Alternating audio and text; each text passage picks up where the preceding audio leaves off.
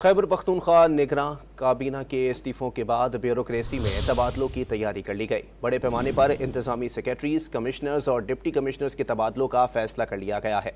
आपको अपडेट कर रहे हैं। खैबर पख्तूनख्वा निगरां काबीना के इस्तीफों के बाद ब्यूरोक्रेसी में तबादलों की तैयारी कर ली गई है। मजीद जानते हैं टॉन न्यूज़ के नुमाइंदे आरिफ हयात से। जी आरिफ, बताइए कि इस हवाले से क्या तफसीलात सामने आ रही हैं?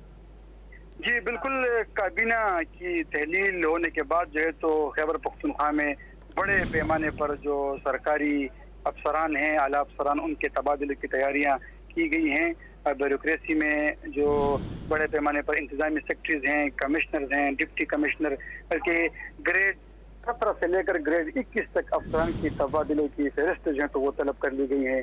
बताया जा रहा है कि शफाफ इंतखाबात के इनेकाद के पेश नज़र अफसरान के तबादले किए जाएंगे और निज़ाम काबीना पर के जो मेंबरान हैं तो उन पर भी इल्ज़ाम था कि उन्होंने मनपसंद अफसरान को अहम ओहदों पर बिठाया था, तो इसलिए उस तनाजुर में भी जो तबादले हैं अफसरान की वो किए जा रहे हैं। तो ये बड़े पैमाने पर हैं।